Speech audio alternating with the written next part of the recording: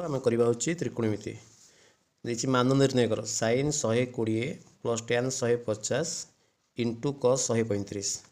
देख sin 120 के √3/2 plus देली tan 150 है -1/√3 इंटू cos 135 है -1/√2 इक्वाल √3/2 लिखिली।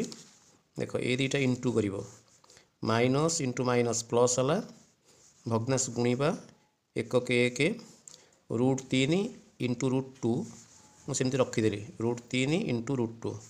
देख ये आमको जोड़े भग्नाश मिश्रण होमर लस आगे जीव।